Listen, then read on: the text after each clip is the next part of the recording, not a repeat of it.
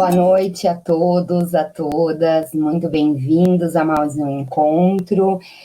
A gente quer agradecer muito a presença dos nossos dois convidados de hoje, também essa parceria com a Paty, que neste ano divide comigo a curadoria do Mais Ainda.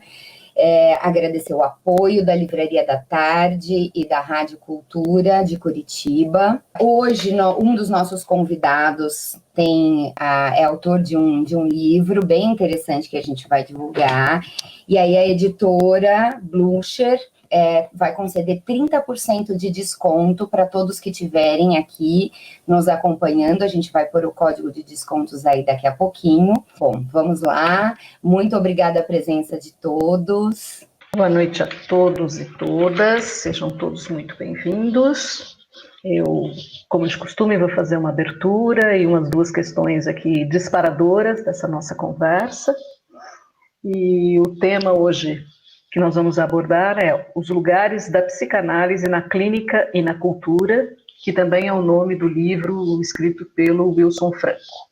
Bom, Wilson Franco é psicólogo, psicanalista, doutor em psicologia clínica pela USP, professor no curso de formação em psicanálise do Instituto SEDES e autor de Os Lugares da Psicanálise na Clínica e na Cultura, editora Blucher. Paulo Bier, psicólogo, psicanalista, doutor em psicologia social pela USP, membro do Laboratório de Teoria Social, Filosofia e Psicanálise, o LATESFIP-USP, e da Sociedade Internacional de Psicanálise e Filosofia. Professor do Instituto Gerard, coordenador do Núcleo de Estudos e Trabalhos Terapêuticos, o NET, e editor de Lacuna, uma revista de psicanálise. Autor de Psicanálise e Ciência, um debate necessário, também pela editora Blucher. Então, como pensar a psicanálise, sua singularidade e especificidade, sua relação com a clínica e a cultura, e com as outras áreas do conhecimento. A inserção histórica, sua ética e sua política, a tática e a estratégia. Bom, eu deixo aqui duas questões disparadoras para a nossa conversa e para os nossos convidados. Se pensarmos a psicanálise como herança, que é o conjunto de bens, direitos e deveres que alguém deixa ao falecer, como pensar a psicanálise como inventário ou espólio? Seríamos nós, psicanalistas, os inventariantes de Freud, Lacan, Winnicott. Bom, já abrindo um caminho aí para o seu livro, Wilson, o que você está chamando de lugares, no plural, né, da psicanálise na clínica e na cultura? Então, você está delimitando lugares como algo notadamente marcado, como setting analítico na clínica e a polis como inserção da psicanálise na cultura. Você está apontando lugares enquanto algo da ordem da função, ou mais ainda, esse lugar seria algo que tem a ver com a autoria. Bom, queria agradecer Wilson e Paulo e passo a palavra para o Wilson. Bem-vindo.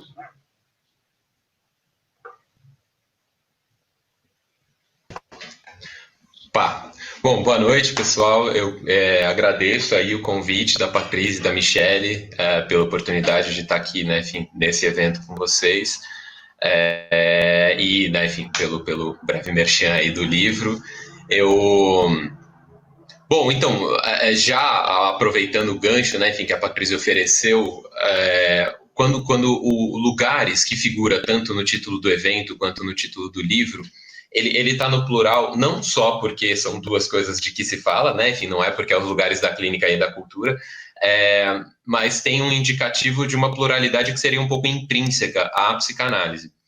E aí isso se articula com um uso um pouco conceitual que eu fiz da noção de lugares, que eu emprestei de um autor, né, enfim, pós-colonialista, que chamou Omibaba, que foi traduzido como local, na verdade, né, enfim, a tradução da UFMG optou por local da cultura. E eu achei lugar uma tradução mais, enfim, compatível com o português corrente, né? Enfim, o Omibaba dá uma conotação bem prosaica, assim, para o termo, apesar de ele ter uma definição conceitual. E a ideia de lugar, no fim das contas, é muito assemelhada no trabalho tanto do Omibaba quanto do meu, da noção de dispositivo, que essa é emprestada do Foucault.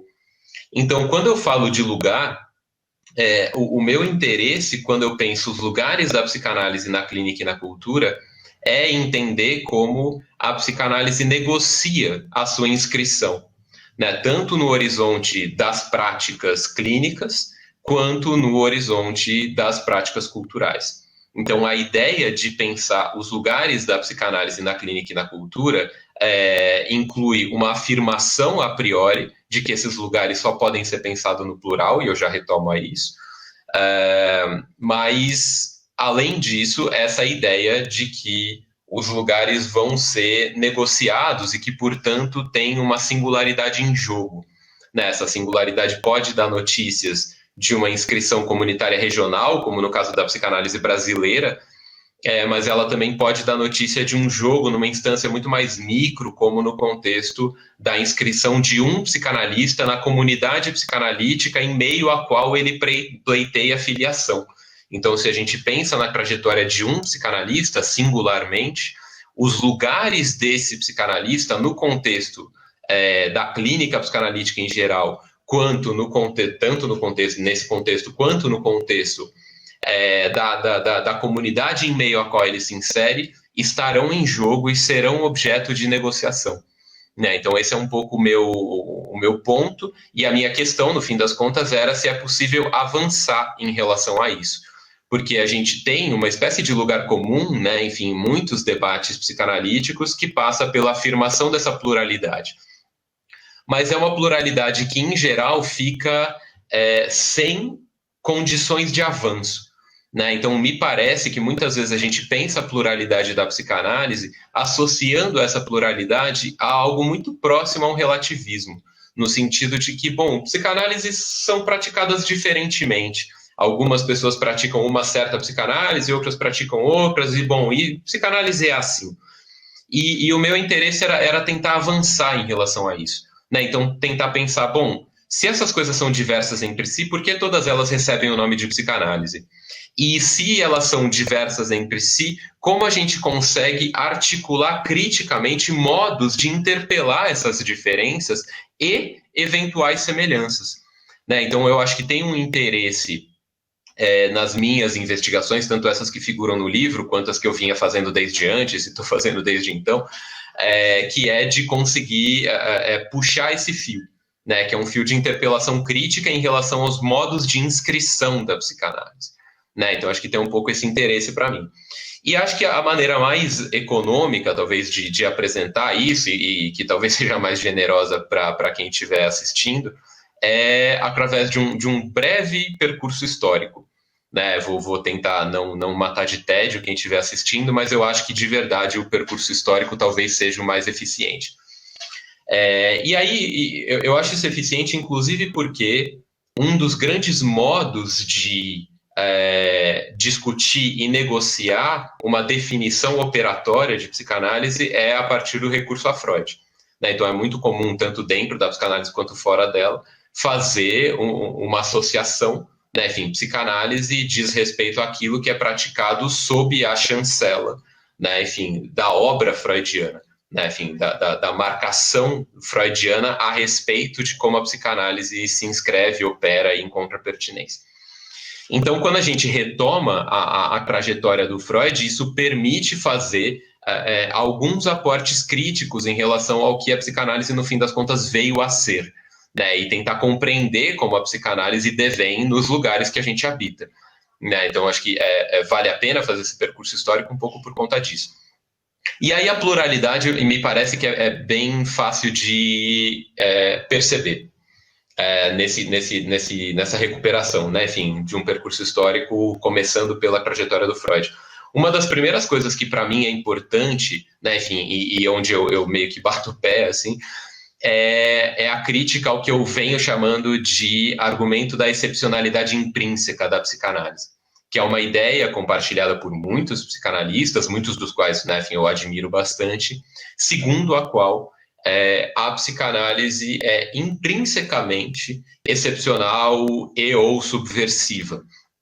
E a ideia aqui é que, como a psicanálise opera com nesse território, que é tão difícil, tão peculiar e tão avesso às demarcações, né, enfim, peculiares à nossa sociabilidade ocidental contemporânea, que ela seria algo de diferente, né, de intrinsecamente diferente. Então, psicanálise é diferente da ciência, psicanálise é diferente da psiquiatria, psicanálise é diferente da sociologia ou de qualquer outra, né, enfim, outro modo de produção cultural sistematizado, estabelecido em comunidade que você possa imaginar, porque ela advém dessa trajetória freudiana, né, da aventura freudiana e né, enfim, da postulação do inconsciente psicanalítico.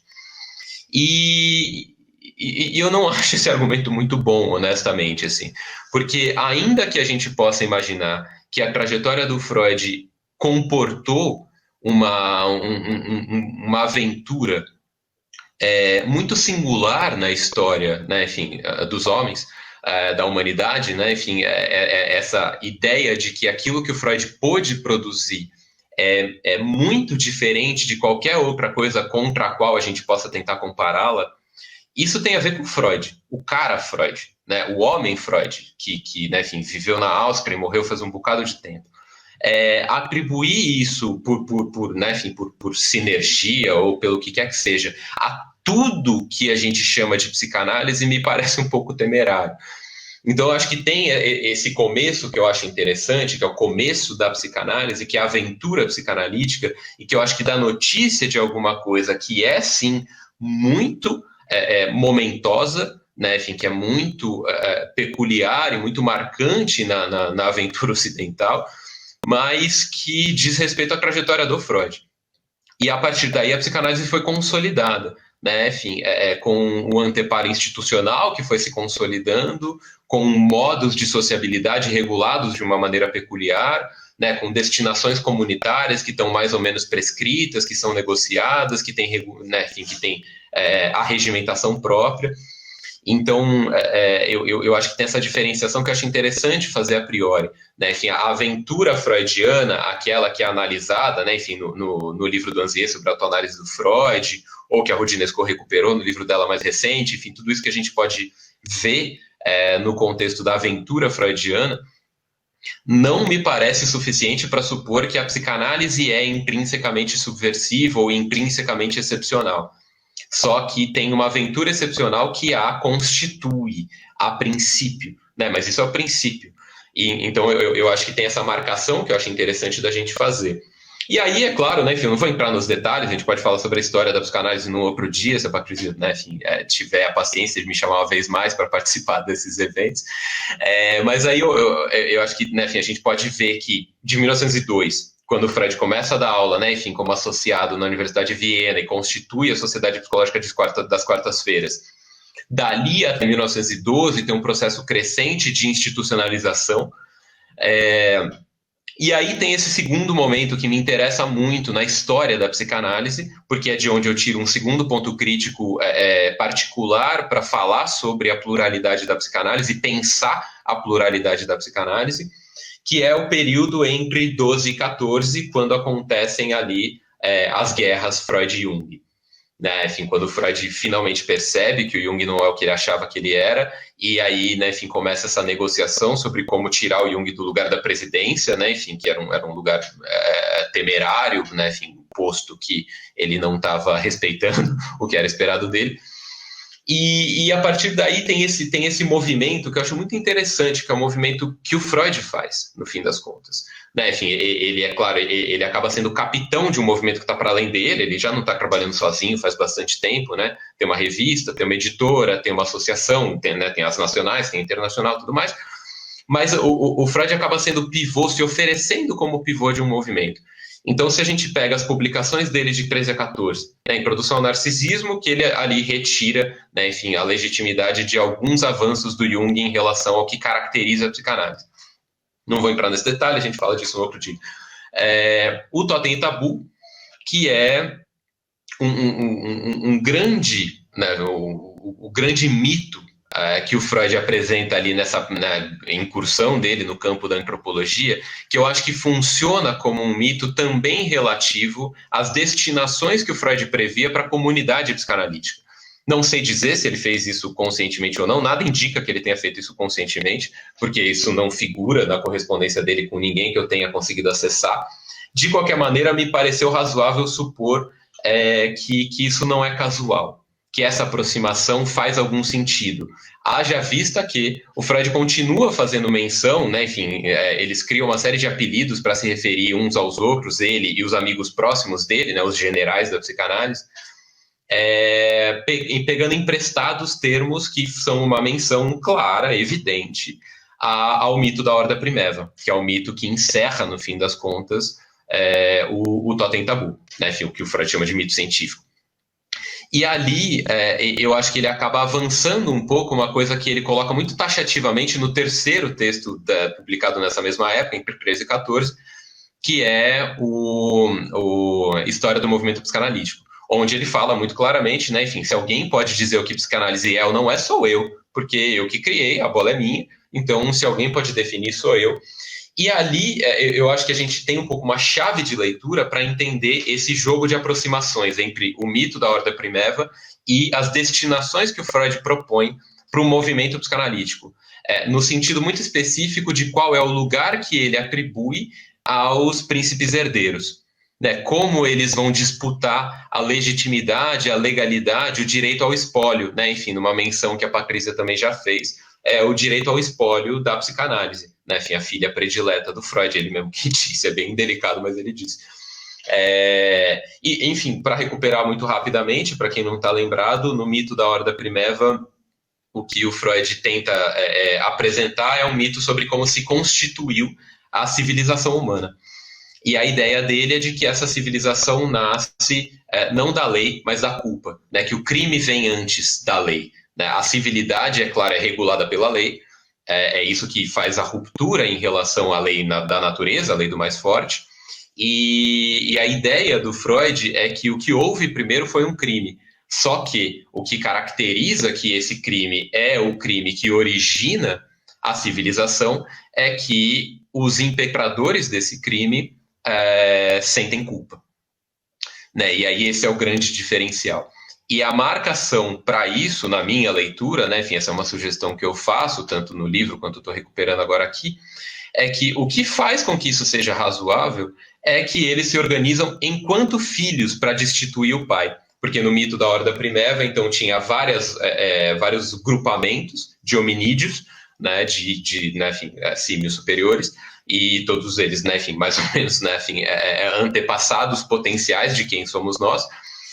E eles eram organizados patriarcalmente, então tinha né, enfim, um macacão que mandava em todo mundo. Então ele era dono de todas as mulheres e ele definia os homens que seriam aceitos ali, tolerados ali sob o domínio dele, domínio pela força. E aí aparece então essa que é a Horda Primeva, que ela é Primeva a posteriori, é claro, ela só é Primeva porque ela é a primeira onde acontece isso. E o que é isso que acontece? Bom, os filhos que foram expulsos pelo pai, eles se unem, e aí essa é a minha questão, eles se unem enquanto filhos. E aí, enquanto filhos, eles se unem e eles retornam para aquela mesma horda e eles matam o pai. E aí o Freud, né, enfim, faz lá o jogo dele, eles matam o pai, eles comem o pai, fazem, né, enfim, a zorra toda ali. Mas eles sentem culpa pelo crime cometido e estabelecem entre si que o pai vai ser venerado como o fundador daquele grupamento. E ali nasce, né? Enfim, esse é o germe, essa é a semente da civilidade. E a questão que eu acho interessante aqui é que não é porque os filhos se juntaram e mataram o pai que essa ordem é a Horda Primeva. Enfim, seria perfeitamente possível que filhos se juntassem estrategicamente, né, ou taticamente, na verdade, matassem o pai. E aí, né, enfim, o mais esperto mata o mais bobão, ou o mais forte mata o mais fraco depois, e se estabelece um novo líder daquela horda, e enfim, nada aconteceu, ela não é Primeva por causa disso, né? Enfim, foi um golpe a mais. O que caracteriza essa horda como Horda Primeva é o fato de que esses filhos se reconhecem enquanto filhos e atribuem legitimidade ao pai como regulador daquela horda. E isso é o que faz com que eles sobrevivam. Esse é o argumento do Freud. Né? Enfim, eles sobrevivem uns aos outros e eles conseguem constituir a civilização porque eles se organizam como tributários desse pai como fonte da legitimidade. Então a legitimidade não vem de um ou de outro dele, não vem do mais forte deles, nem do mais esperto deles, vem do pai morto. E isso garante que eles todos têm que continuar sobrevivendo uns aos outros de alguma maneira, porque o pai era quem mandava. Então, a menos que você conteste o pai, você não vai, tá ameaçado de morte. Né? Ou se você estiver ameaçado de morte, aquele cara que está te ameaçando de morte, ele sim está transgredindo o pai. Então, ele é a ameaça, e não você, você é o ameaçado. Daí vem a civilização. Esse é o argumento do Freud. Qual que é a minha questão? A gente consegue fazer quase uma regra de 3 disso para o futuro que ele estava prevendo para a psicanálise. E eu acho que ele está prevendo, eu estou dizendo que era isso que ele previa a posteriori, um pouco pelas piadinhas que ele fazia com o pessoal do Comitê Secreto, que eu chamei de generais, né, o Ferenczi, o Jones, né, enfim, o Abraham por um tempo, enfim, esses caras. Mas eles entre si faziam essas brincadeiras, e, né, enfim, isso indica que alguma coisa ali há, é claro, mas um pouco também porque funcionou. Então, a minha ideia da pluralidade intrínseca à psicanálise é organizada por esse mito fundador que é apresentado pelo Freud, e a minha sugestão é que ele é apresentado pelo Freud assim, prescritivamente. Organizar-se-á assim. Né? Então, ele tira o Jung, ele fala, olha, se cabe alguém dizer o que a psicanálise sou eu, e na mesma época, e ele diz a todo mundo que esses textos estão associados, a correspondência dele está cheia de indicativos nesse sentido, eu estou escrevendo 3 textos para acabar com a raça do Jung, que é a Introdução ao Narcisismo, História do Movimento Psicanalítico e o Totem Tabu. Então, ele associa esses textos entre si, e o Totem e Tabu tem essa função. Né? É claro que ele tem uma outra função interna à teoria, a gente não precisa entrar nisso agora, mas tem uma ideia, né, enfim, de disputar o sentido que o Jung atribuía ao lugar relativo da produção mitológica, das inserções comunitárias, dos achados arqueológicos em relação ao psiquismo. Né? Enfim, o Jung tendia a atribuir anterioridade às produções culturais compartilhadas em relação ao psiquismo. E a ideia do Freud é ao contrário, é isso que ele tenta argumentar ali do ponto de vista teórico. Mas, para mim, para tentar entender a disposição, o lugar da psicanálise, né, tanto na clínica quanto na cultura, interessa ver essa dimensão do texto do Freud, em que o mito da horda primeva é um mito a respeito do pai Freud. E aí o que ele está dizendo, aí vou traduzir o que eu estou falando, que é uma regra de 3. O Freud criou a psicanálise e ele se colocou no lugar de pai de todos e ele mandava sobre todos, e a ideia era que ele continuaria mandando sobre todos, mas ele não vai viver para sempre, ele sabe disso, ele até achava que estava fazendo hora extra naquela altura do campeonato, acabou vivendo muito mais, né? Mas então ele sabia que ele ia morrer, e ele imaginava que a psicanálise ia sobreviver a ele. E aí tem uma ideia de como a psicanálise vai sobreviver a ele, e a ideia é: todos os tributários, todos os legatários, todos aqueles que querem pertencer a essa comunidade, pertencem a ela sob mim. Né? Enfim, e ninguém que for tentar se colocar a partir de um outro lugar vai poder ser reconhecido enquanto psicanalista. Esse sujeito tem que ser excomungado, ele tem que ser levado para um outro lugar, ou morto, claro, mas enfim, prioritariamente que ele seja excomungado, e ali ele faz o que ele quiser. Então tem essa ideia que eu acho que o Freud está apresentando muito claramente. E, quer dizer, não é explícito, mas me parece muito claro. E eu acho que isso acabou acontecendo efetivamente. Né? Então teve um devir institucional da psicanálise, que tem alguns meandros, não sei se vai dar tempo de entrar nisso aqui, mas tem um devir institucional da psicanálise em que todos os legatários da legitimidade freudiana, todos aqueles que falaram em nome da psicanálise, viram necessidade de falar em nome de Freud.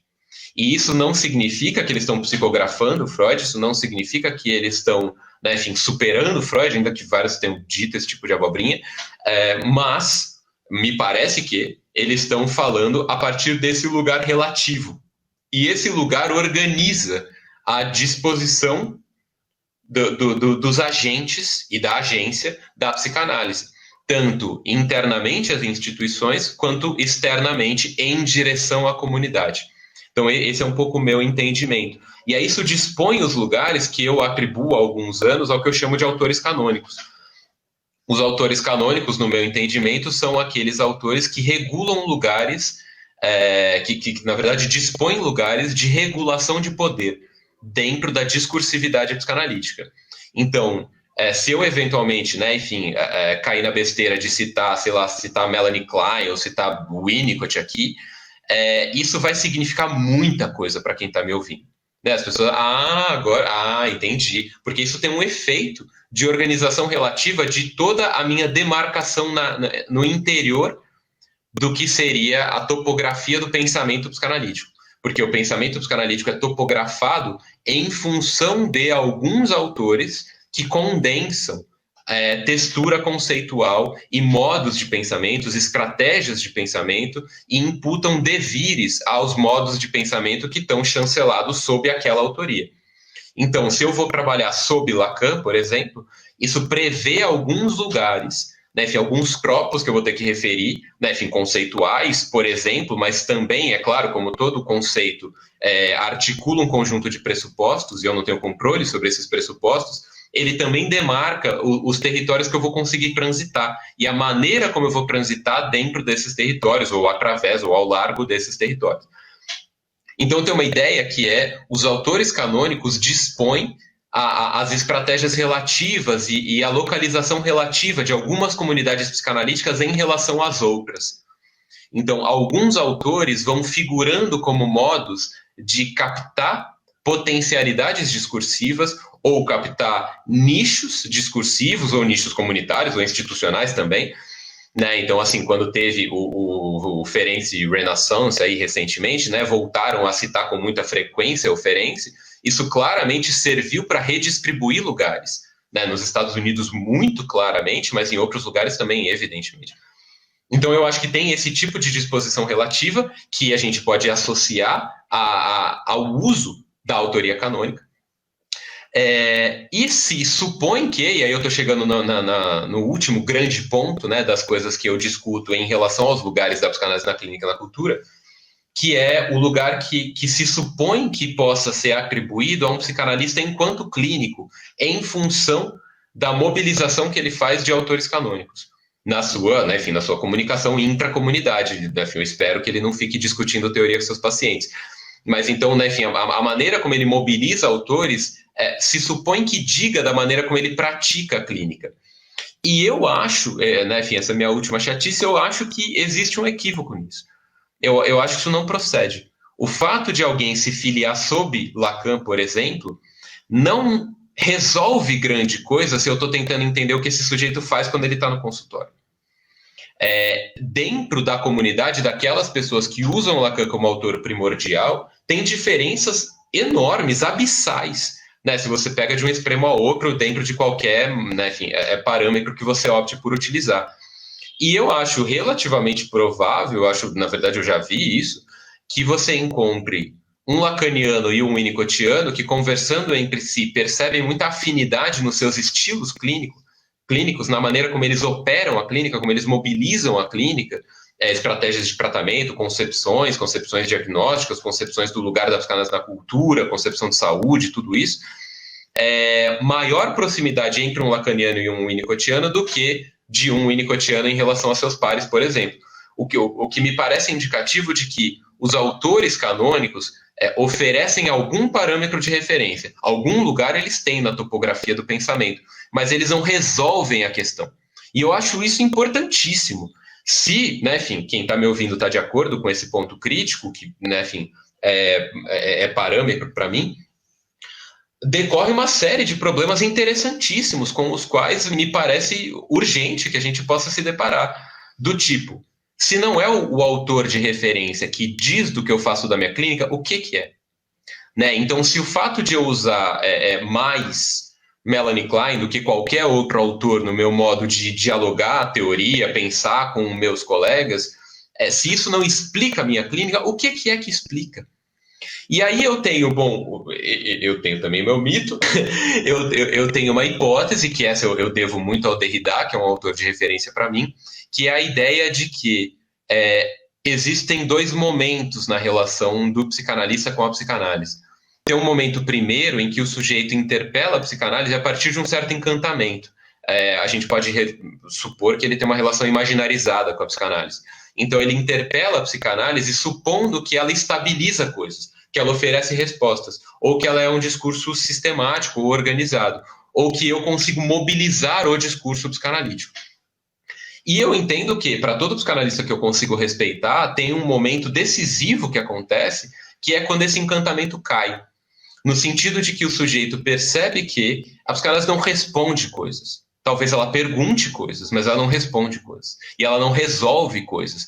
E a psicanálise que eu consigo ver respondendo coisas, ela me convoca visceralmente. É a partir do meu fígado que essa psicanálise opera. Então não é um discurso que eu pego na prateleira da minha biblioteca e faço funcionar. É uma coisa que passa por mim, e sem mim não funciona. Então, se eu faço esse movimento, eu acabo me vinculando a outras coisas. Eu interpelo a psicanálise a partir de um outro lugar. E aí esse é um dos lugares que eu acho interessante a gente conseguir entender. Né? O que eu entendo que, quando eu falo da pluralidade dos lugares da psicanálise, uma das coisas que eu estou pensando é isso. Né? Tem uma trajetória que é necessariamente singular. Agora, tem uma concepção de singularidade que a gente usa na psicanálise, que é, desculpa ser direto, mas eu estou com pouco tempo, que é solipsista. O singular é bom, é cada um, né? Enfim, o singular é a subjetividade do sujeito, a individualidade do indivíduo, aquelas coisas que não diz nada. E eu acho que tem um jeito mais interessante de interpelar o problema, que é pensar esse colapsamento como plataforma a partir de onde outras coisas acontecem. Né? Então, a partir dali, eu consigo estabelecer base para interpelar a psicanálise de algum jeito, interpelar os acontecimentos que me interessam, né? Enfim, os pacientes que eu atendo, ou os fenômenos de cultura que eu vou tentar pensar usando a psicanálise como marco. Eu vou interpelar eles a partir dessa trajetória, e essa trajetória é visceral minha. Então, esse modo de fazer um colapsamento me parece dizer respeito à pluralidade, à singularidade, e não necessariamente ele vai ser solipsista. Eu acho que é possível a gente investigar isso, como isso acontece, a gente pensar junto sobre isso e tentar fazer, né, enfim, dessa demarche da pluralidade e da demarche da singularidade, marcações que não são um fechamento de discurso ou um fechamento de debate, ou, né, enfim, um lugar comum pouco pensável, uma palavra de ordem, né, enfim, na definição do Deleuze de palavra de ordem. Acho que a gente consegue tomar esses parâmetros como marcadores para pensar, a partir daí, os lugares da psicanálise na clínica, na cultura. Mas, assim, é aí que eu tô. Daí para frente, eu gostaria que a gente pudesse caminhar juntos. Essa é a minha marca. Né? É a trajetória que eu relato no livro. E ela chega até o começo, que é isso. Né? O que eu disse para vocês é o anteparo de um modo de interpelar os lugares da psicanálise na clínica e na cultura que me interessa, que parte dessa montagem estratégica. E aí a minha ideia é que a partir daí a gente trabalhe juntos, né? E tente olhar para o que acontece na cultura, para o que acontece na clínica, usando a psicanálise, sem recorrer necessariamente a marcadores comunitários que vão imaginarizar e que vão fechar e que vão obturar de alguma maneira espaço de pensamento. Essa é basicamente a minha proposta, é isso que eu estou pensando, essa é a minha contribuição para o nosso debate de hoje. Agradeço a atenção, espero ter ficado no horário. Obrigada, Wilson. Imagina. Tem muito pano para manga aí para a gente debater depois. Aí eu vou passar a palavra para o Paulo. Bem-vindo, Paulo. Boa noite, pessoal. Primeiramente, queria agradecer também a Patrícia, a Michele e o Will, né, pelo convite. Enfim, aproveitando o momentinho do Merchan, eu acho que esse livro aqui que o Will lançou, eu diria que esse livro, especialmente esse volume, tem um defeito, que ele não está assinado. Eu acho que a gente sofreu uma das grandes perdas dessa pandemia, foi não poder ter tido um lançamento propriamente dito desse livro do Will, enfim, da gente poder se encontrar e conversar pessoalmente sobre as ideias que estão aí contidas, mas que bom que a gente consegue fazer isso online, e que bom, enfim, também ver o mais ainda acontecendo online, espaço muito bacana de conversa.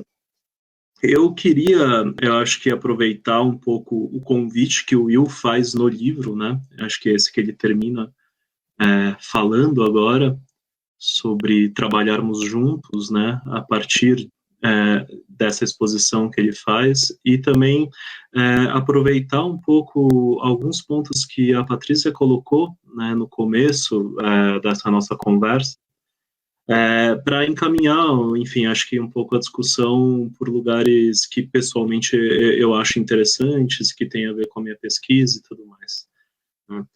Quando a Patrícia falou sobre essa ideia de herança, né, que eu acho que é uma ideia interessante, porque acho que ela contém uma tensão interna que pode nos levar a caminhos muito diferentes.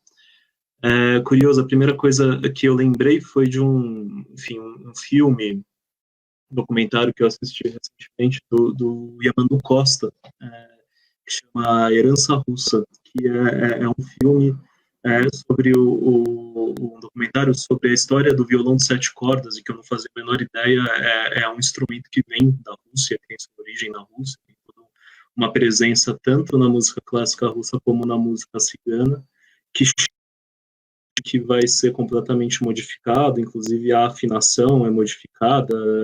No Brasil a gente faz o que os russos chamam da afinação espanhola. E eu estou dizendo isso porque eu acho que a palavra herança, ela comporta essa possibilidade de se pensar de algo que se herda, algo que se mantém, e ao mesmo tempo algo que pode ser absolutamente subvertido, né? Quer dizer, pode ser virado de trás para frente, pode ser virado de cabeça para baixo. Não necessariamente isso significa que essa herança deixa de existir, né? Por outro lado, né, acho que principalmente quando a gente pensa nos espólios e tudo mais, quer dizer, a palavra herança, ela também comporta, digamos, uma capacidade normativa e prescritiva muito peculiar, que acho que é um pouco isso que o Will vai apontando também. Acho que no caso do lacanismo isso fica muito evidente, né, justamente pela disputa em relação aos espólios do Lacan, o papel do Miller nisso tudo, quanto, né, os jogos de força e de poder que estão presentes nisso, e que eu acho que de alguma maneira o reconhecimento dessas dimensões todas é muito importante, justamente para que a gente possa pensar, bom, quando a gente está falando de psicanálise, do que a gente está falando, né? Um dos pontos, né, um dos capítulos do Will, ele fala que psicanálise é muita gente, né? De fato e acho que de fato existe uma dificuldade intrínseca de reconhecer, né, o que seria, digamos, o ponto de união entre tudo isso que a gente chama de psicanálise, né? E que, enfim, por causa justamente dos caminhos muito diferentes que cada uma das linhas, cada um dos autores, cada um dos psicanalistas vai tensionando e vai levando isso que começou, né, lá com Freud, ou que começou de alguma maneira antes do Freud, né, e que eu acho que talvez valha a pena a gente poder tensionar esse caminho a partir disso. Eu acho que o que eu gostaria de propor, para a gente poder pensar um pouco nisso, é pensar, inclusive, em quais são as heranças da psicanálise, né? Quer dizer, quando a gente está pensando hoje em dia né, que a psicanálise ela tem uma série de possibilidades efetivadas ou não de presença, né, de lugares na cultura que ela ocupa, né, de lugares clínicos que ela propõe. Eu acho que tem algo também, bom, não necessariamente esses lugares são os mesmos de quando ela surgiu, né, de quando ela emergiu, e mais do que isso, esses lugares que ela ocupava, quando ela emergiu, eles, bom, foram definidos por outras coisas alheias à psicanálise, tá? E aí, nesse ponto, eu acho que tem algo que me ajuda muito a pensar nisso, um autor, um filósofo da ciência chamado Ian Hacking, né, que inclusive trabalha isso de uma maneira um pouco indireta, quando ele vai falar sobre um momento, digamos, na história recente, né, quer dizer, algo que teria acontecido no século XIX, que ele nomeia como se fosse um momento de redescrição da alma, né? Quer dizer, ele fala, bom, existe um momento em que é possível redescrever a alma, aquilo tudo que até então, né, era relegado ao lugar da alma. Quer dizer, no século XIX a gente já tinha aí um pensamento científico bastante avançado em muitas áreas, né? E ele fala, bom, principalmente a partir da metade do século XIX, a gente começa a ter aquilo que a gente conhecerá como ciências da memória, né?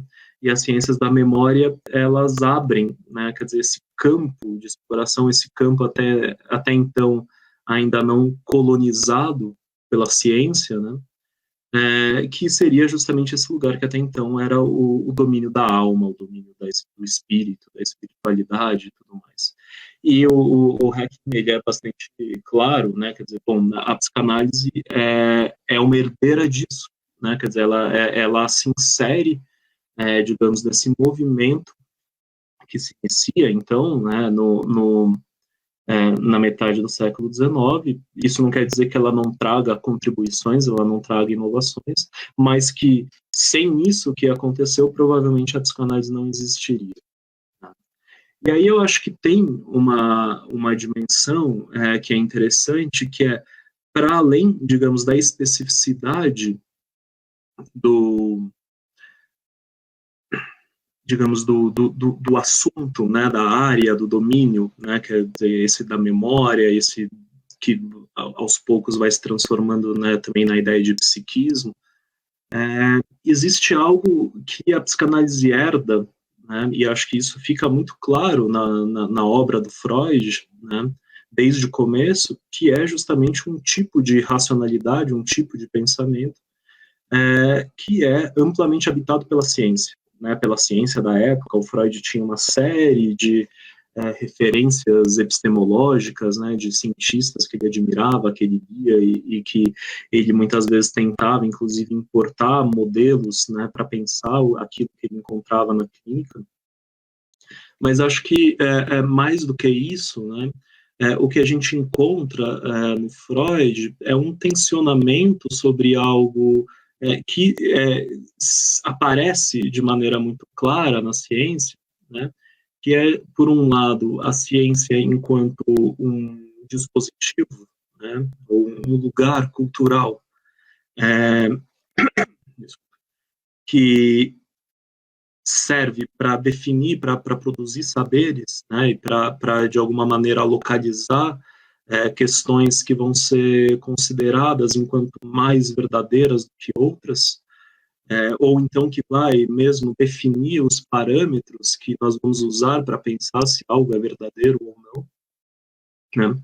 E, por outro lado, e isso é muito marcante na ciência, né, a ciência vai ser justamente esse dispositivo crítico, né, quer dizer, esse dispositivo que vai ter, digamos, o que deveria ter como pressuposto que nenhum saber é absoluto, que nenhum saber é definitivo, que a gente não pode se dar por satisfeito com nenhum conhecimento, né, quer dizer, o Paul Feyerabend, um outro filósofo da ciência, ele fala que a ciência, a função da ciência é provar que as teorias estão erradas, né? Quer dizer, não mais do que produzir teorias novas que vão entrar no lugar, é justamente mostrar onde que as teorias estão erradas, onde que os cientistas erram e a partir daí poder avançar. Né? Eu lembro muito bem uma conversa que eu tive com o Nelson da Silva Júnior, professor da USP, durante meu mestrado, e que eu estava, né, justamente pensando a relação da psicanálise com a ciência. Uma hora eu acho que eu tinha tido uma ideia genial, falei, Nelson, já sei, eu acho que a psicanálise é a ciência dos fracassos da ciência. E o Nelson, com muita calma, né, uma fala muito eloquente, muito elegante, própria dele, me respondeu, falou, Paulo, talvez a ciência seja a ciência dos fracassos da ciência. E eu acho que ele tinha toda a razão, ele tem toda a razão, quer dizer, existe algo, né, justamente desse tensionamento, e que é um tensionamento que coloca um tipo de ambiguidade, um tipo de contradição que é muito delicado, né, e que acho que hoje em dia, né, bom, na situação que a gente está, a gente consegue ver claramente como é difícil lidar com isso, né? Quer dizer, o quanto a ciência, ao mesmo tempo, ocupa esse lugar de quem deve dar as respostas, né? Quer dizer, bom, está todo mundo esperando as respostas, ansioso pelas respostas, né? Esperando o dia que vai chegar a vacina, ou que vão explicar como funciona o coronavírus, o Covid e tudo mais, quer dizer, e ao mesmo tempo esse lugar justamente de falar, não, pera, tem muita coisa que a gente não sabe, tem muita coisa que a gente precisa descobrir, mesmo quando a gente descobrir, a gente vai ter que pesquisar mais, porque ainda assim a gente não vai saber tudo. Né? E isso cria uma espécie de ambiente que é muito delicado, por um lado, e ao mesmo tempo que é muito angustiante. Né? E que me parece que essa é uma das heranças que a gente pode reconhecer no pensamento do Freud.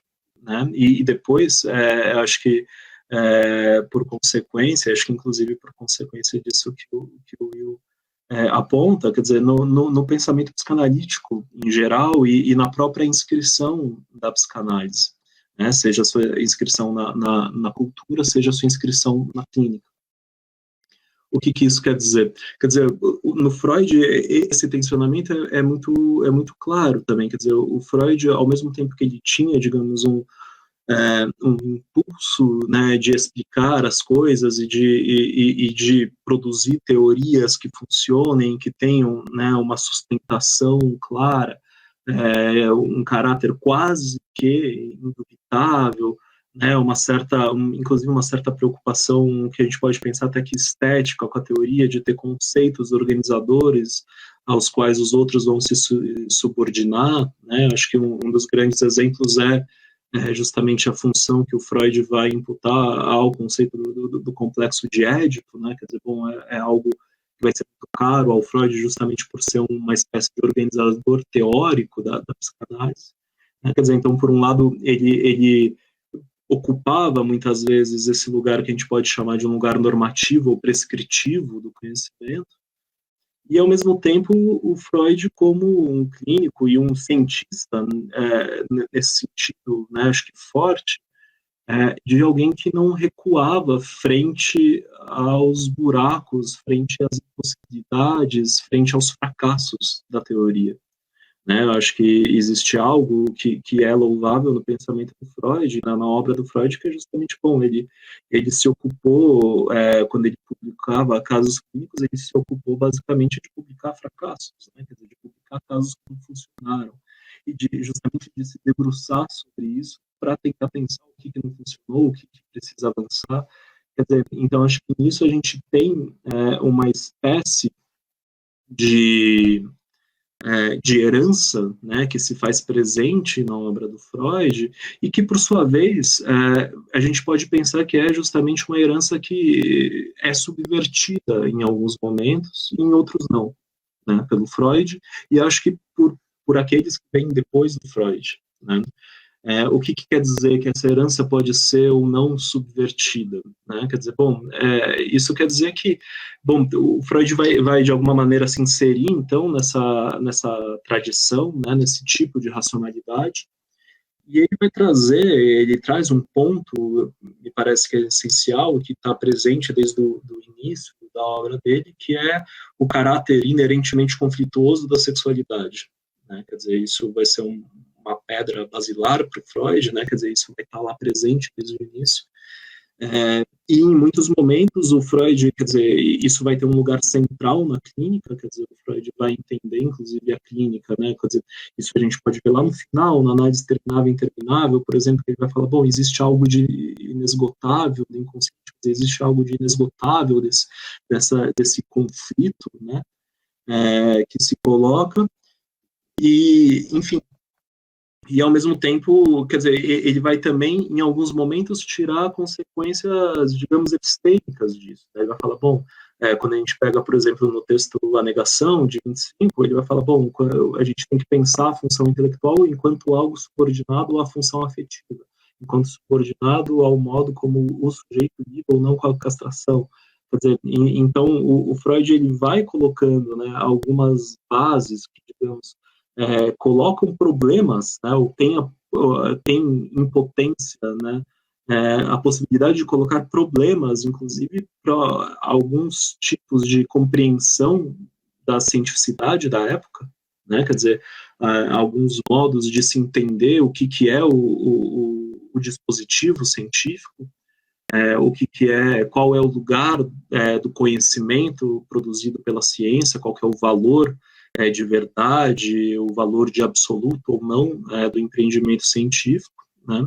E, ao mesmo tempo, em outros momentos, o Freud coloca, quer dizer, a teoria como tendo um lugar da verdade, muitas vezes, quer dizer, a análise como algo que recupera, quer dizer, algo da verdade histórica, por mais que, de novo, ele tensiona isso, quer dizer, esse movimento de tensionamentos me parece que é algo que é muito caro na obra do Freud e muito valioso, e que eu pensaria que, bom, se existe algum tipo de herança e que me parece que é uma herança que a gente encontra, né, de novo, aqui no livro do Will, tem a ver justamente com essa possibilidade constante de tensionamento e de um tensionamento que se propõe, talvez, a correr o risco de não deixar pedra sobre pedra sobre aquilo que está sendo feito, né? E acho que o que acontece, né, e inclusive acho que muitos pós-freudianos vão tomar isso enquanto horizonte, talvez a psicanálise ela se defina justamente por esse tipo de ousadia, né? Não que seja a única coisa que define a psicanálise, mas que talvez, quer dizer, essa ideia ela tenha que sempre ser levada às últimas consequências, né? Quer dizer, essa ideia justamente de que existe algo inerentemente conflituoso, isso tem que ser levado às últimas consequências o tempo inteiro, e isso implica, inclusive, em colocar em xeque o próprio edifício teórico da psicanálise, né? Bom, isso seria, eu penso, quer dizer, uma das possibilidades, principalmente se a gente acreditasse, né, que digamos, a assimilação e a presença da psicanálise na cultura, ela se dá de maneira uniforme e ela se dá de acordo com uma das leituras possíveis, inclusive, da obra do Freud.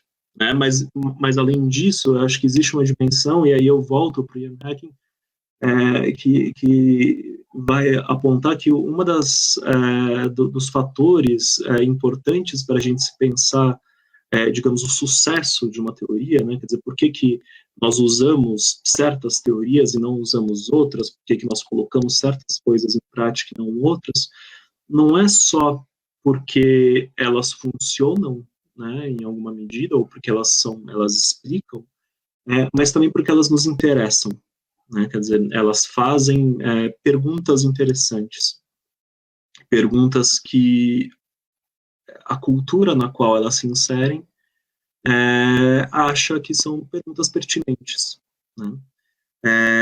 Então, desse modo, o que a gente encontra? A gente encontra uma dimensão que é inerentemente política do próprio fazer científico e da própria presença da ciência na cultura e né, consequentemente, da própria psicanálise. Quer dizer, os modos de habitação, né, da psicanálise na cultura, assim como da ciência de um jeito mais amplo, né, não diz respeito somente àquilo que está escrito nos textos ou aquilo que se deve, que se supõe, que se pratica, digamos, na clínica de cada um, mas também é algo que se faz presente justamente porque se pensa pertinente, né?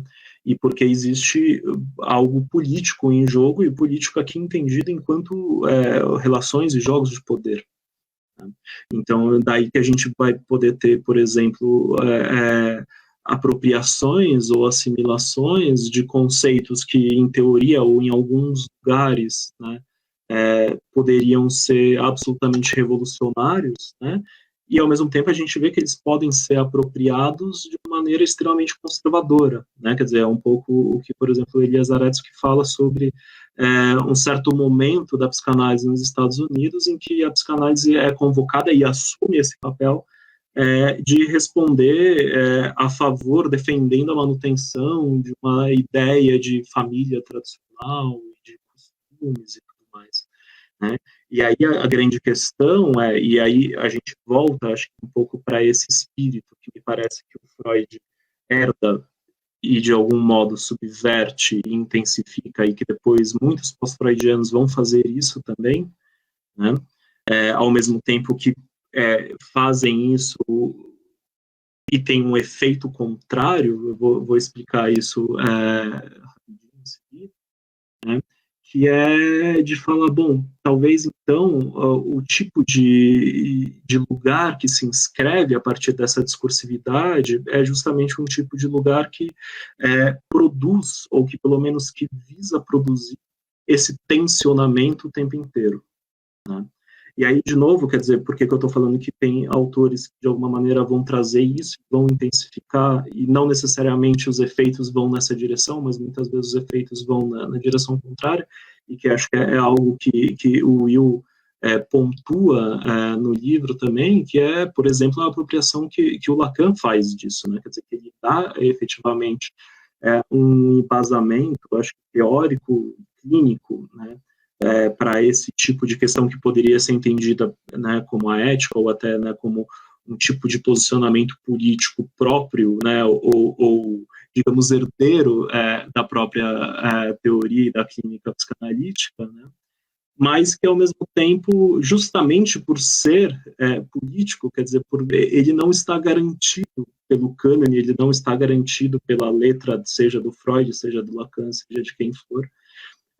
Então, isso pode ser subvertido no sentido contrário, quer dizer, essas próprias ideias, elas podem sair pela culatra e elas podem ter um efeito absolutamente conservador, né? Quer dizer, eu digo isso porque, quer dizer, eu já vi inúmeras vezes pessoas usando como um argumento, falar, bom, Lacan não disse isso, ou Freud não disse isso, quer dizer, até pode ser que tenha ou não tenha dito, mas esse modo de emprego desse tipo de afirmação, como se isso fosse suficiente para legitimar ou deslegitimar uma ideia, né? Quer dizer, mostra justamente isso que eu acho que o Will passa uma boa parte do livro desconstruindo, que é essa ideia de uma legitimidade inerente, automática e garantida, justamente que advém dessa espécie de mito fundacional, de mito criador, né?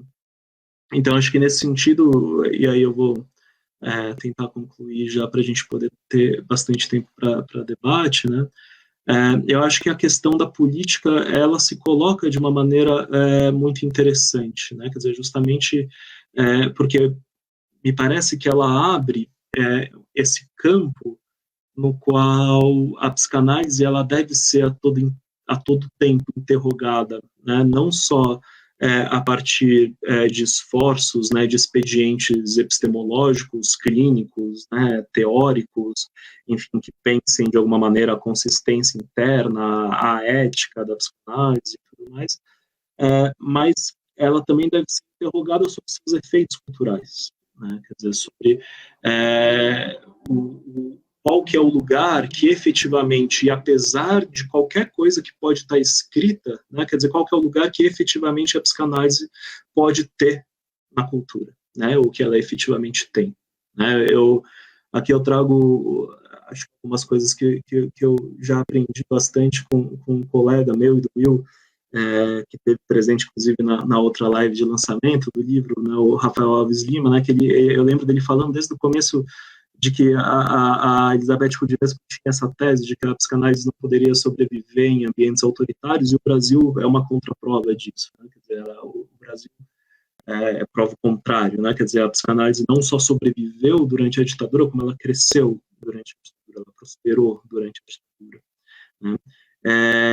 Mas ela prosperou digamos, em um contexto, né, num quadro muito bem delimitado, né? Quer dizer, ela prosperou com objetivos muito bem definidos, quer dizer, tendo como foco uma classe social muito específica e reproduzindo elementos ideológicos bastante delimitados, né? E que é algo que a gente vê, pelo menos que eu consigo ver hoje, por exemplo, trabalhando, né, com psicanálise, com movimentos sociais marginalizados, né, que é o trabalho que eu faço no NET, que é justamente, bom, a gente tem uma herança aí, né, quer dizer, e que aí, de novo, a gente tem que se haver com isso, não necessariamente a gente precisa pagar as dívidas dos outros, mas a gente precisa considerar essa história e essa herança que a gente recebe justamente para poder pensar como que a gente pode organizar tanto que taticamente como estrategicamente isso que a gente entende que seria a política da psicanálise, né? Que significa justamente pensar um histórico que a psicanálise tem de uma discursividade que comporta violência social, né? Quer dizer, de uma discursividade que foi muito tempo talvez não só tolerada, mas até muitas vezes apropriada por meios de opressão, né? E que no momento em que a gente se vê, né, acho que esse movimento crescente que a gente vai vendo no cenário brasileiro, principalmente, de expansão da psicanálise para lugares onde ela tradicionalmente não habita, pelo menos no Brasil, né? O que a gente vê é que muitas vezes a psicanálise chega justamente nesse lugar de opressão, ela chega nesse lugar histórico que ela construiu, que ela não deixou de construir, de um discurso de violência social, né? E que, bom, isso precisa de alguma maneira ser considerado justamente para que a gente possa, inclusive, construir um outro lugar na cultura para a psicanálise e possa construir outros lugares clínicos da psicanálise. E, enfim, acho que é isso. Vou ficar por aqui e aí a gente vai conversando. Obrigado. Obrigada, Paulo. Obrigada, Will. Vamos aí abrir para as perguntas agora, para a conversa. Eu queria fazer 2 perguntas para a gente iniciar esse debate. Depois tem 2 comentários aqui do Wilson e vou passar depois para a Michele tocar aí o debate. Tenho certeza que ela tem questões aí também. Bom, então eu perguntaria para o Wilson e para o Paulo. A psicanálise pode ser pensada como um dispositivo de poder?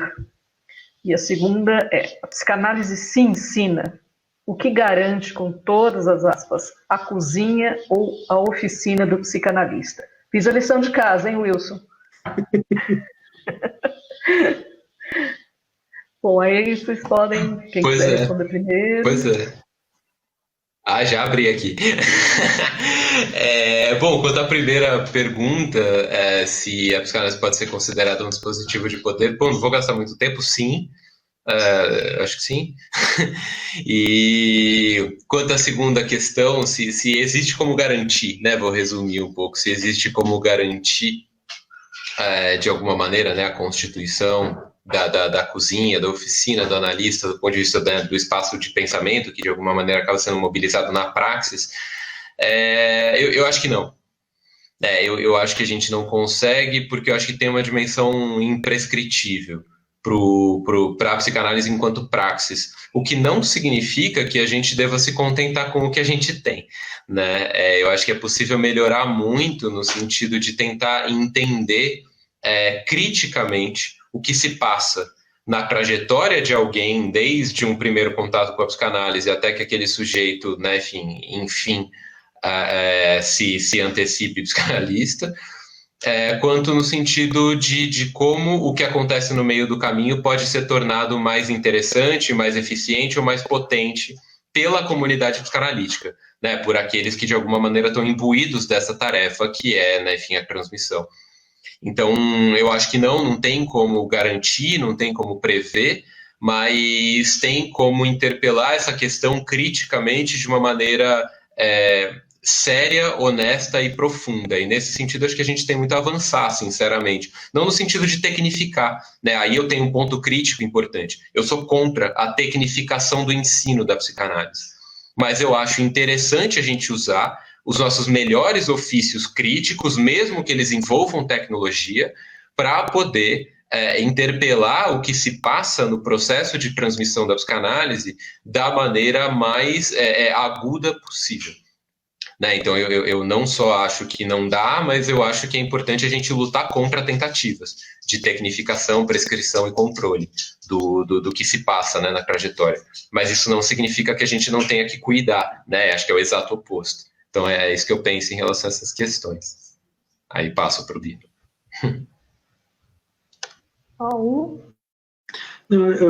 Enfim, acho que eu concordo bastante com o que o Will falou. Acho que eu faria um complemento que é algo que me parece que se inscreve no livro dele, né? Que diz respeito justamente a isso que fala, bom, é impossível ensinar se a gente pensa esse ensino enquanto uma instância garantida, né? Ok, né? Quer dizer, bom, isso estava colocado inclusive desde o Freud, né? Quer dizer, os impossíveis, a gente tá lidando com isso. Né?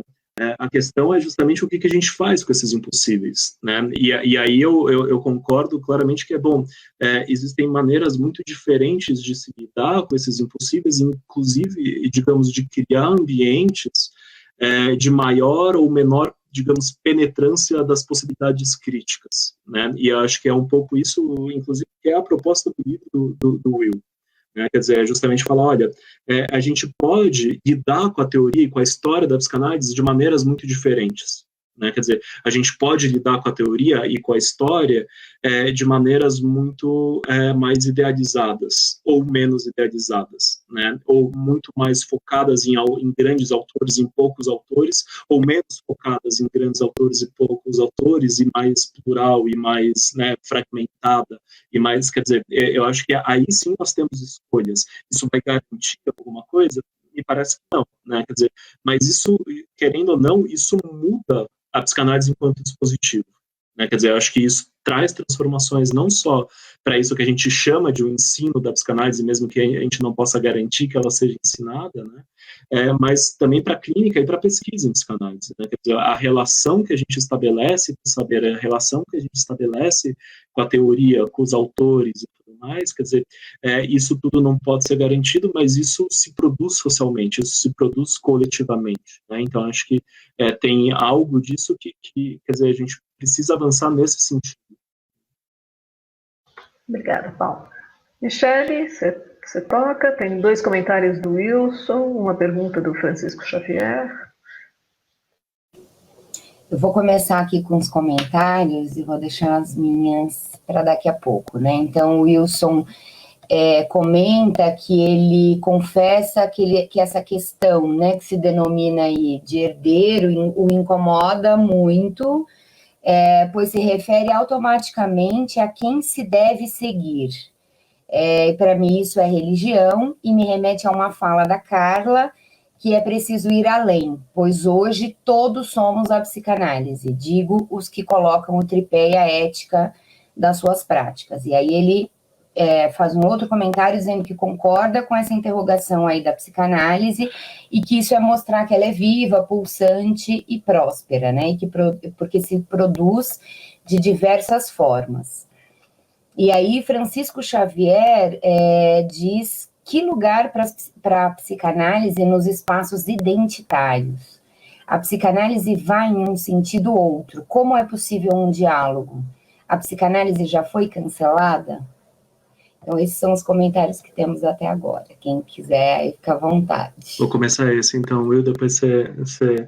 Acho que eu vou começar pela colocação do Francisco, né? E eu, pessoalmente, eu acho que eu discordo bastante dessa ideia de que a psicanálise vai no sentido contrário a isso que muitas vezes se chama de espaços identitários, né? Eu acho que, primeiramente, porque...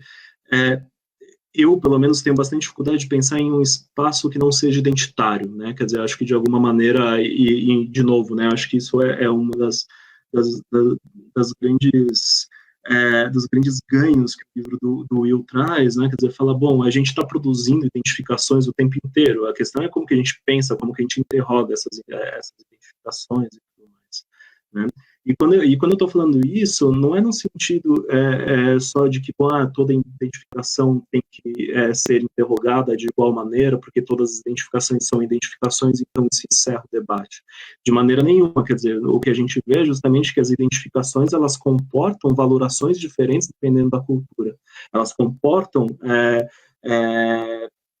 posições de poder diferentes, elas comportam legitimidades e reconhecimentos diferentes, né? Então, isso que muitas vezes é colocado enquanto, né, um espaço identitário, muitas vezes pode ter justamente um efeito disruptivo, e nesse sentido, está longe de ser algo que vai na contramão da psicanálise. Quer dizer, recentemente a Tânia Rivera escreveu um texto excelente sobre isso no blog da CUT, falando justamente como isso que a gente chama, né, de movimentos identitários talvez seja o que está justamente produzindo algum tipo de desimaginarização, né, inclusive no campo da psicanálise.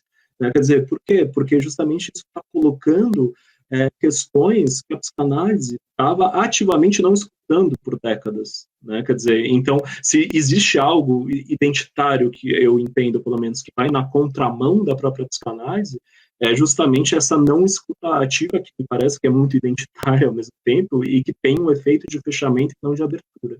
Né? Eu acho que o que eu tenho lido de muitos autores, né, como Grada Quilomba, Fanon, Davidson Nicosi, quer dizer, Lewis Gordon, acho que são justamente autores que trazem, quer dizer, essa potência disso que muita gente chama de crítica identitária, e essa potência crítica, né, e que não tem o que, eu, pelo menos, não vejo o que ser questionado em relação a isso, em relação à potência crítica disso, né, quer dizer, então, se a gente está pensando, e aí eu acho que isso é uma espécie de armadilha que os psicanalistas precisam tomar muito cuidado, que é esse tipo de pensamento que a identidade é igual à alienação, né?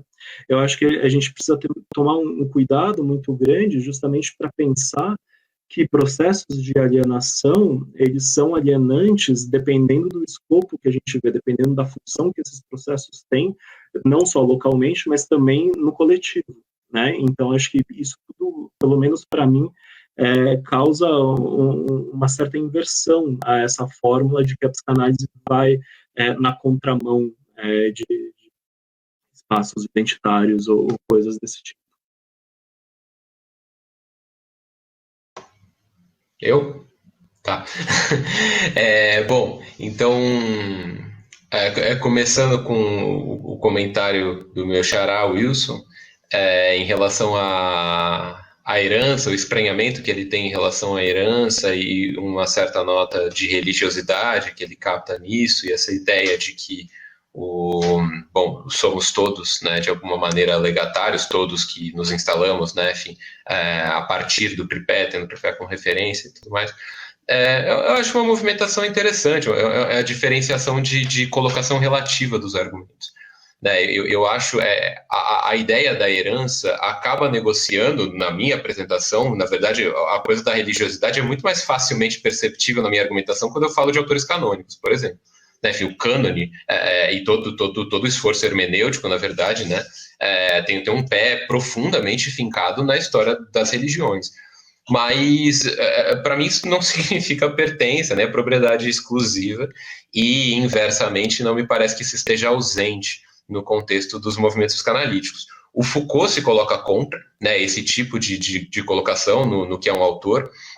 Ele acha que essa ideia não é interessante, né, associar a discursividade psicanalítica à hermenêutica, à exegese de inspiração, né, canônica, doutrinária, tudo mais. E tudo bem, né? Então, assim, tanto Wilson quanto Foucault discordam dessa maneira que eu tenho de interpelar a produção, né, enfim, comunitária, cultural, simbólica, psicanalítica, e ok. Para mim faz muito sentido pelo que eu percebo, né? As pessoas com quem eu troco, a maneira como eu vejo a comunidade operando, não me parece que isso não aconteça. Agora, eu não acho eu acho que a gente consegue se colocar para além de uma oposição binária, que eu acho que o comentário do Wilson um pouco sugere, de que, né, enfim, ou a gente trabalha sob a marca da herança, e aí a herança teria uma marcação identitária forte, ou a gente trabalha sob a marca, né, enfim, da transmissão, e a transmissão é da peste, ela vem de baixo para cima. E no fim das contas, não me parece que seja tão binário assim.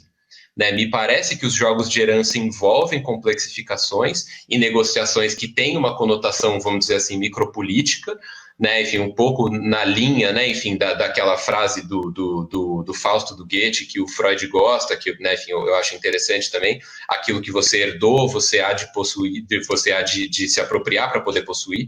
Então, tem um processo de apropriação que transforma a herança, a priori. Né? E isso gera, inclusive, herança, no sentido mais material possível da coisa, né? Enfim, tem uma transformação possível, necessária, na verdade. Então, eu acho que tem um pouco isso. Em relação à colocação do Francisco Xavier, eu puxaria o mesmo fio. No fim das contas, essa questão das figurações identitárias, eu acho que primeiro tem uma marcação crítica interessante que a Lia Schuckmann tem feito, que compreender esses fenômenos, né, enfim, do antirracismo ou do feminismo sob a marca de identitarismo, comporta uma conotação potencialmente pejorativa que empobrece o fenômeno. E aí talvez convenha a gente imaginar que esses movimentos são movimentos contra a opressão, contra a violência e contra modos de dominação.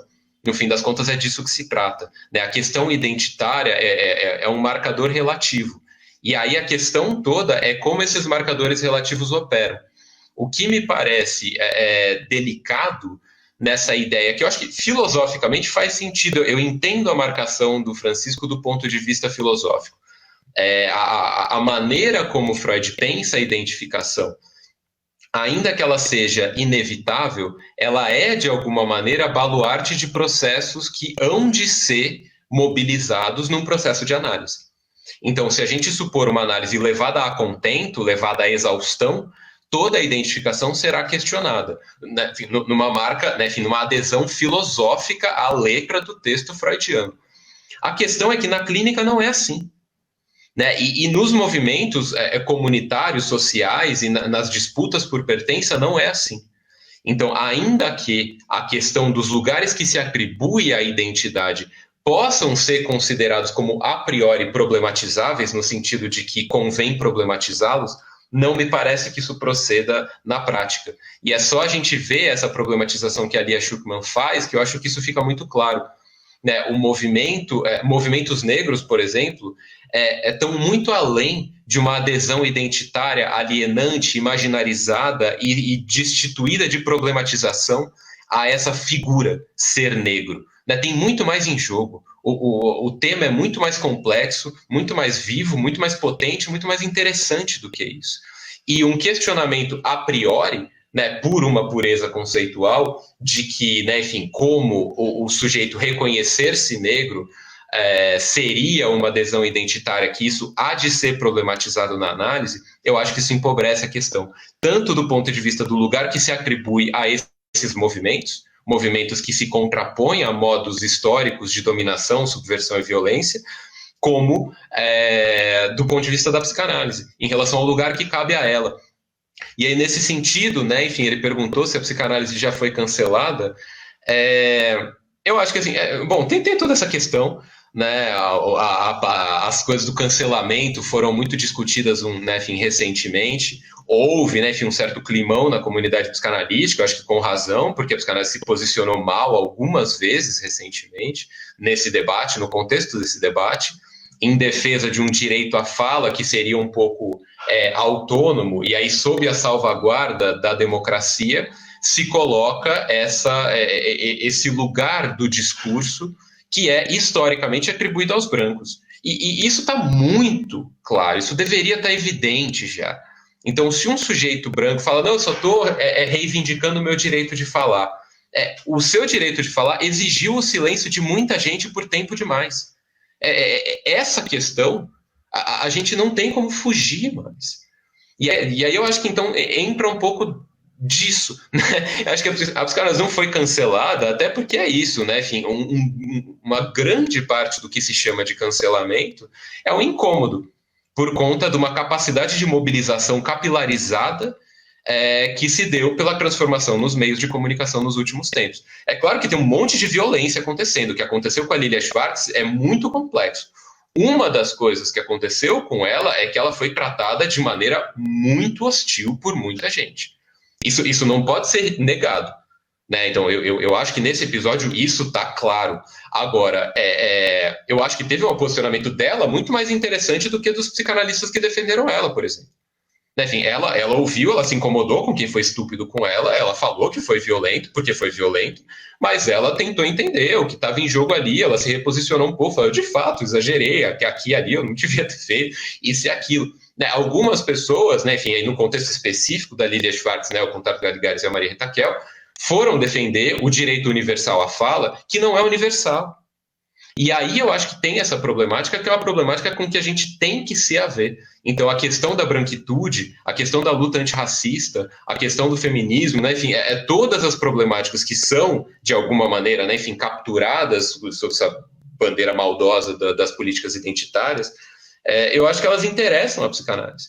Ainda que haja essa questão filosófica, que eu concordo com o Francisco. Né, numa leitura filosófica do texto freudiano, de fato, identidade é estranha à psicanálise. Na prática, não. Né, nos lugares que a psicanálise deveria ocupar, para além, né, enfim, das escrivanias dos filósofos, aí não, de forma alguma. Então é isso que eu estou pensando aqui. Pronto. Oi, Michele, tem mais 2 perguntas aqui, uma do Diego e mais uma do Francisco. Você faz, por favor?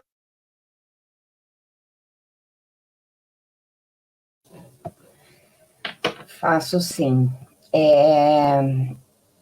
O Diego, ele pergunta quais são as alternativas políticas para a formação psicanalítica que contornem a questão histórica e institucional da psicanálise.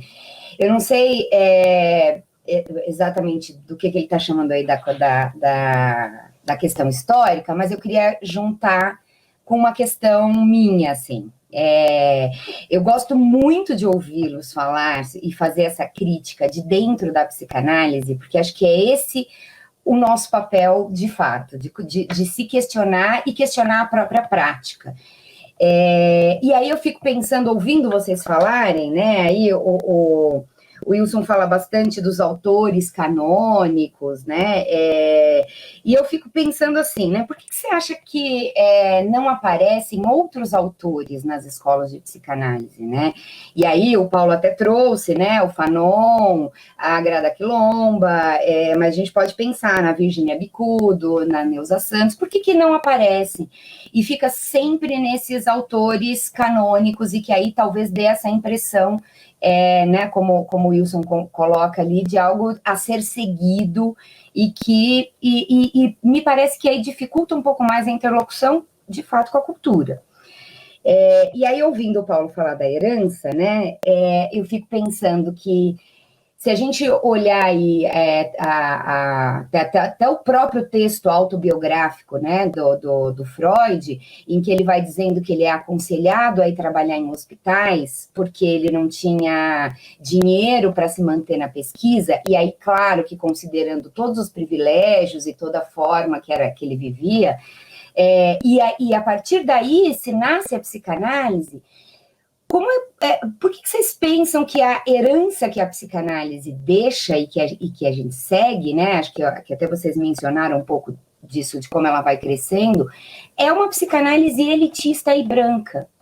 E por isso eu acho que se liga aí a pergunta do Diego, porque me parece que tem que, para além do que a gente faz, né, nas margens, como o trabalho que o Paulo faz, como o trabalho também que eu consigo desenvolver, mas para além disso, precisa ter algo na formação.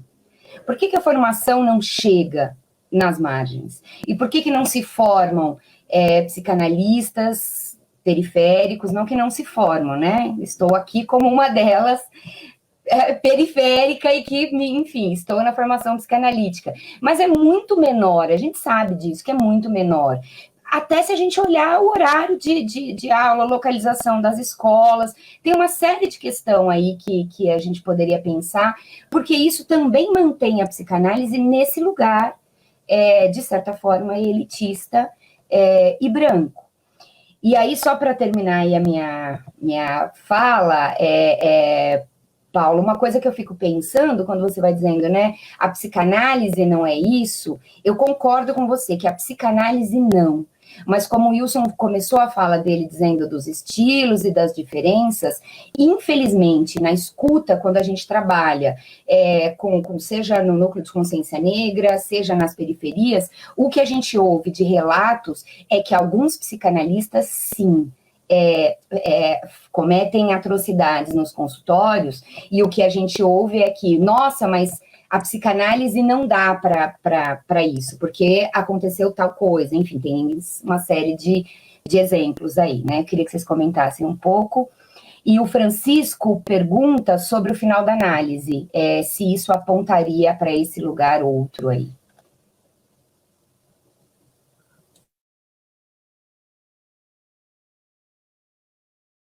Bom, eu vou começar então.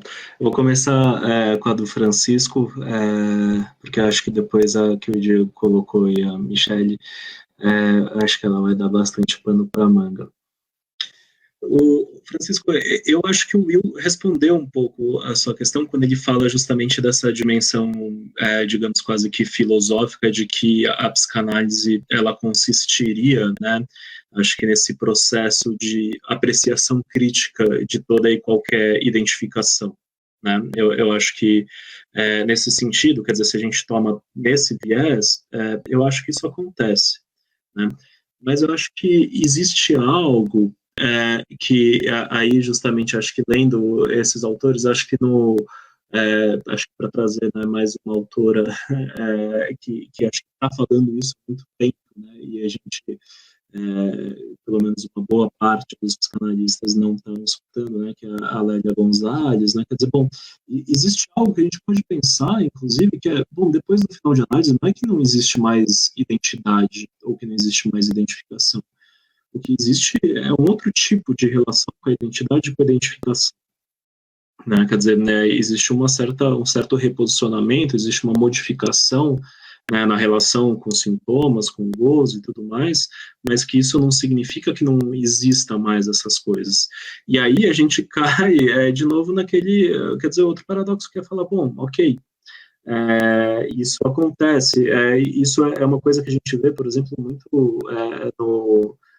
no NET, né, nesse núcleo que eu coordeno, que trabalha justamente com membros de movimentos sociais, né, quer dizer, e a gente tem essa ideia, bom, mas a psicanálise não vai na contramão da militância, né, quer dizer, e não, né, quer dizer, não necessariamente, a questão bom, a militância ela pode acontecer de modos muito diferentes, né, assim como me parece que a identificação e a construção de identidades coletivas, né, elas podem acontecer de maneiras muito diferentes. Então, eu diria que não existe nada a priori contraditório entre essas duas instâncias.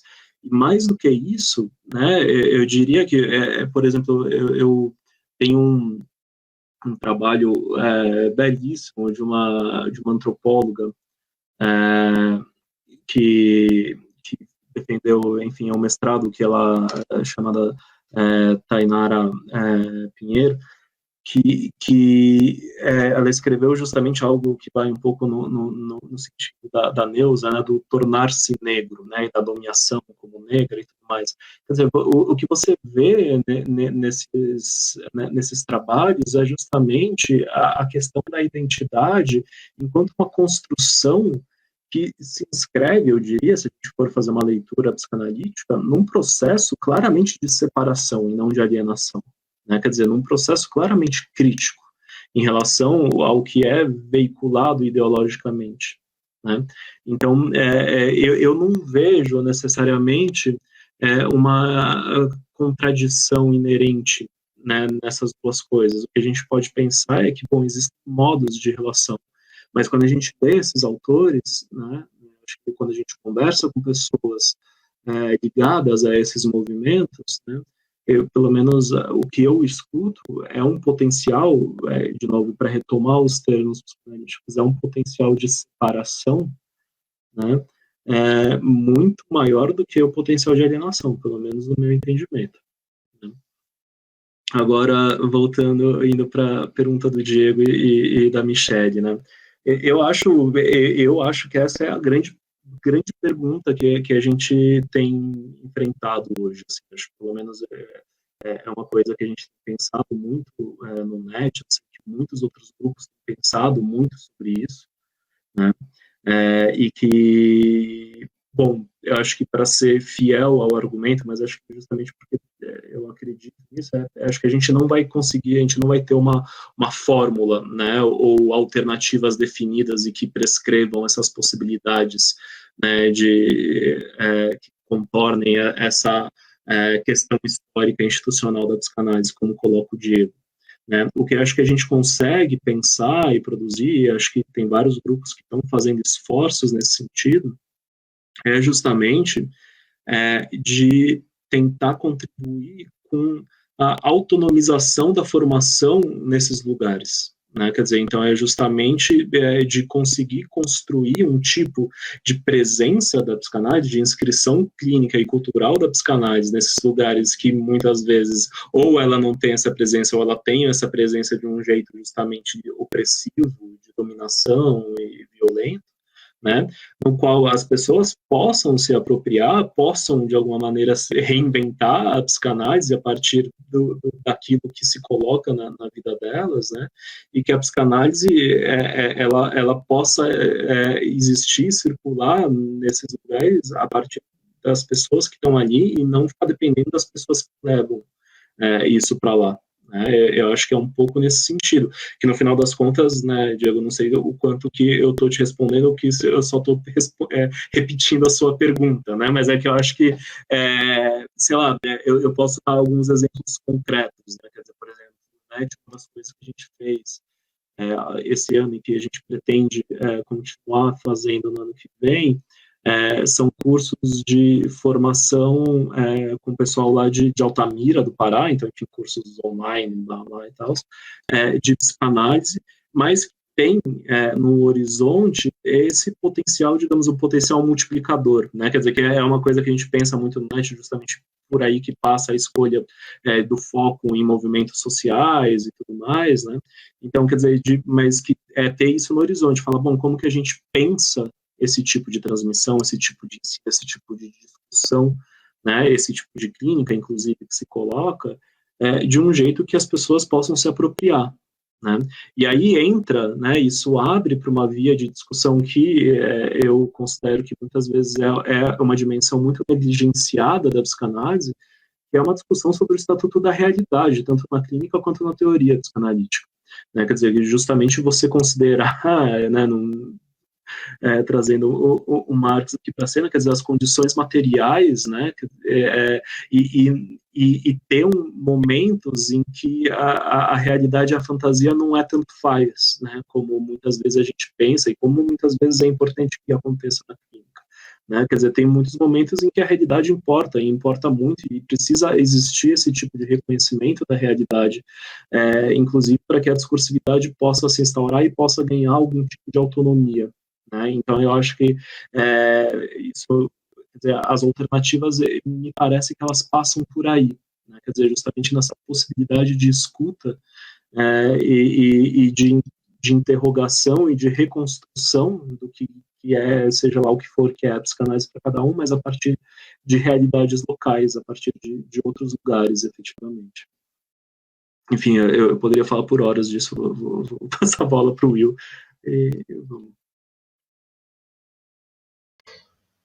Mas, bom, vamos achar uma ocasião para você falar horas disso, acho bem bacana. Bom, muito brevemente em relação à colocação, se eu não me engano, foi do Francisco de novo, em relação ao término da análise, e, né, enfim, se isso poderia ser associado àquilo que, né, enfim, eu tinha sugerido antes, a gente comentou um pouco em relação a essa transformação no lugar ocupado, né, pela psicanálise através daquele psicanalista singularmente. E do ponto de vista da discussão conceitual a respeito do fim da análise, tanto no Freud quanto no pouquíssimo que eu consigo acompanhar do Lacan, eu entendo que faz sentido. Agora, eu pessoalmente, um pouco, né, enfim, como leitor do Said que eu sou, eu gosto mais de começos do que de fins. Então, para mim, é aí que começa a aventura do analista, né? Ela talvez tenha envolvido vários anos de análise antes, mas isso não significa que o que ele está fazendo ali é um fim de análise, né? Acho que ele está começando alguma coisa. E acho que é isso que me interessa mais. Mas eu entendo o que você está querendo dizer, e do ponto de vista, né, enfim, do trabalho conceitual interno à obra do Freud e do Lacan, eu tendo a concordar com você, sim. Ainda que em relação ao Lacan, eu obviamente não tenha domínio suficiente para falar disso. Quanto à colocação do Diego e o comentário da Michelle a partir da colocação do Diego, tenho dois conjuntos de comentários. Um deles em relação ao lance dos autores canônicos, porque esse campo não cresce. E, bom, o meu entendimento, muito basicamente, assim, vou tentar ser esquemático aqui, mas é que ele até cresce, mas ele cresce muito pouco e ele é necessariamente rarefeito, porque os autores canônicos são como se fossem captadores magnéticos, né? Então eles organizam o campo, e aí eles não poderiam ser muitos, porque isso, né, enfim, desorganiza a vinculação comunitária. Então, do ponto de vista institucional, a tendência é que seja um campo rarefeito.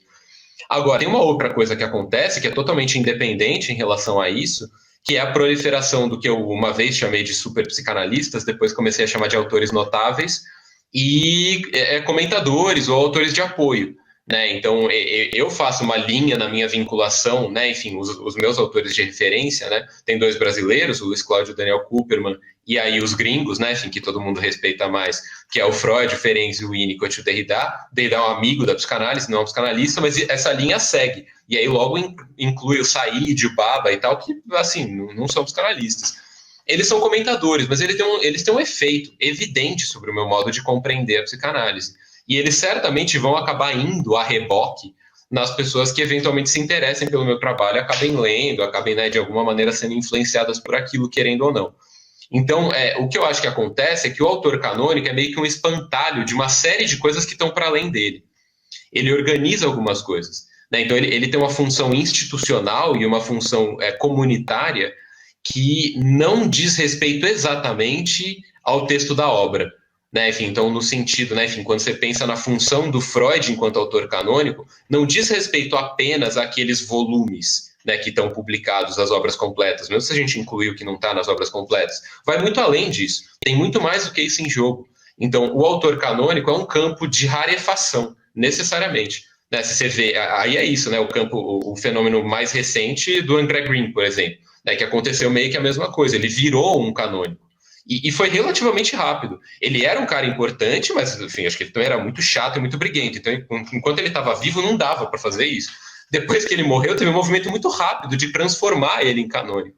Né, o Ferenczi também, várias disputas institucionais tornavam difícil. Quando o caminho abriu institucionalmente, esse processo aconteceu muito rápido. Mas ele colapsa uma série de outras coisas que estão para além disso.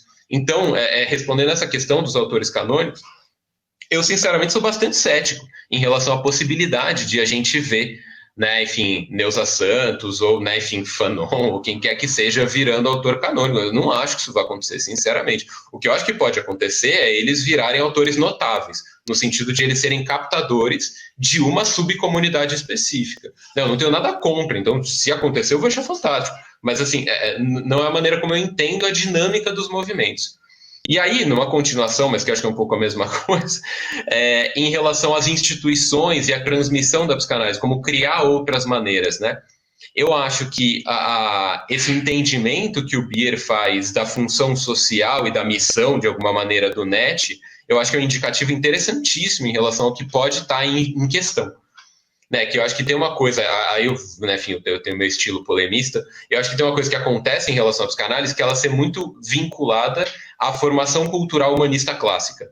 E aí, com isso, ela é necessariamente elitista. A gente associa a figura do psicanalista com um cara que tem uma biblioteca pessoal, com um cara que usa o português formal, de preferência com sotaque meio que paulista, assim, ou carioca.